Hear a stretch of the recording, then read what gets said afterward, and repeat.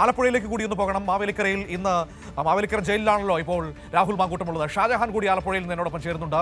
ഷാജഹാനൊക്കെ ഇന്നലെ രാഹുൽ മാങ്കൂട്ടത്തിനെ ജയിലിലാക്കി അവസാന വാർത്തയും നൽകിയതിനു ശേഷമാണ് മാവേലിക്കരയിൽ നിന്ന് പിരിഞ്ഞു പോകുന്നത്. ഷാജി, ഇന്നലെ വല്ലാത്ത തിരക്ക് പിടിച്ചൊരു ദിവസമായിരുന്നല്ലേ? രാവിലെ മുതൽ പത്തനംതിട്ട, അവിടുന്ന് പത്തനംതിട്ടയിൽ നിന്ന് മാവേലിക്കര ഓട്ടത്തോടോട്ടമായിരുന്നു. ഒടുവിൽ മാങ്കൂട്ടത്തിനെ നിങ്ങൾ എല്ലാവരും കൂടി ഇന്നലെ അഴിക്കുള്ളിലാക്കിയാണ് തിരിച്ചു പോകുന്നത്.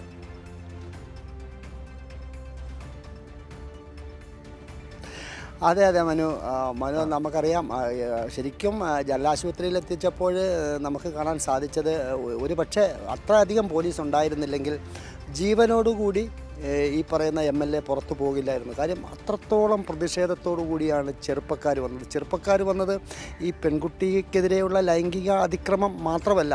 കാര്യം അവിടെ DYFI എന്ന് പറയുന്ന ഒരു സംഘടന വന്നിരിക്കുന്നത് അവർക്ക് ഏറ്റവും അവരെ വേദനിപ്പിച്ചത്, അവർക്കൊരിക്കലും മറക്കാൻ കഴിയാത്തത് അവർ പാവങ്ങൾക്ക് നൽകുന്ന പൊതിച്ചോറിനെ അധിക്ഷേപിച്ചതാണ്. അതാണ് അവർക്ക് ഏറ്റവും വലിയ ഒരു വികാരമായിട്ട് നമുക്കവിടെ കാണാൻ സാധിച്ചത്. അത് ഒരിക്കലും അംഗീകരിക്കാൻ കഴിയുന്നില്ല. കാര്യം നമുക്ക് രാഷ്ട്രീയപരമായിട്ട് പലരെയും പല തരത്തിൽ നമുക്ക് അപമാനിക്കുകയും അവഹേളിക്കുകയൊക്കെ ചെയ്യാം. അതൊക്കെ തന്നെ സാഹചര്യങ്ങളുണ്ട്. പക്ഷേ പൊതിച്ചോറ് സാധാരണക്കാർക്ക് നമുക്കറിയാം, ആ കുട്ടികൾ അല്ലെങ്കിൽ ആ DYFIക്കാർ ചെറുപ്പക്കാർ എന്ത് കഷ്ടപ്പെട്ടാണ് ഓരോ വീട്ടിലും.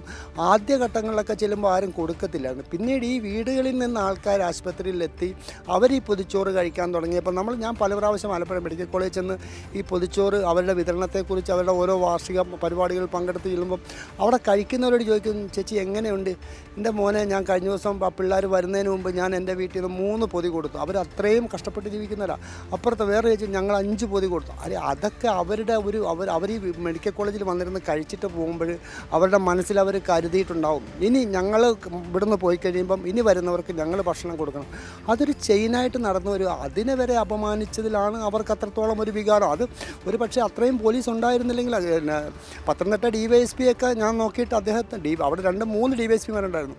ഈ 3 DYSPമാരെയും അവർക്ക് നിയന്ത്രിക്കാൻ കഴിയാത്ത തരത്തിൽ പിന്നെ വീണ്ടും ഫോഴ്സിനെ വരുത്തിയിട്ട് ഹെൽമറ്റും ഷീൽഡും ഒക്കെ ആയിട്ട് പോലീസും ഫോഴ്സും ഒക്കെ വന്ന് ഇടയ്ക്ക് ചെറിയ രീതിയിലുള്ള ചില ലാത്തി ചാർജിന് എന്ന് പറയാവുന്ന തരത്തിൽ ചില അടിയൊക്കെ കൊടുത്ത് വിരട്ടി ഓടിച്ചില്ലായിരുന്നെങ്കിൽ ഒരു പക്ഷേ രാഹുലിനെ ഇന്നലെ ജീവനോട് കൂടി ആ ആശുപത്രിയിലേക്ക് കയറ്റാൻ കഴിയുന്നൊരു സാഹചര്യമായിരുന്നില്ല.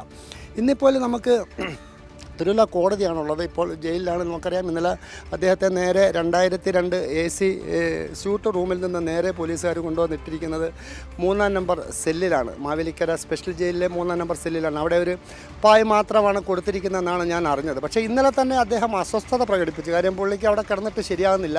പുള്ളിക്ക് തിരുവനന്തപുരത്ത് ജയിലിലേക്ക് പോകണം. തിരുവനന്തപുരത്തെ ജയിലിൽ ചില സൗകര്യങ്ങളൊക്കെ ഉണ്ട്. ആ സൗകര്യങ്ങൾ, ആ സംവിധാനങ്ങളൊക്കെ ഒരുക്കാനായിട്ടുള്ള ചരട് വലികളൊക്കെ നടത്തിയിട്ടായിരിക്കും സ്വാഭാവികമായിട്ടും അങ്ങോട്ടേക്ക് പോകുന്നത്. അതിനുള്ള നടപടിക്രമങ്ങളൊക്കെ നടത്തി. അതുകൊണ്ട് ഇന്ന് തന്നെ അദ്ദേഹം കോടതിയിൽ ജാമ്യാപേക്ഷ നൽകുന്നതിനോടൊപ്പം ഇത്തരത്തിൽ ജയിൽ മാറ്റത്തെക്കുറിച്ചും അപേക്ഷ നൽകുമെന്നുള്ളതാണ് നമുക്കറിയാൻ സാധിക്കുന്നത്.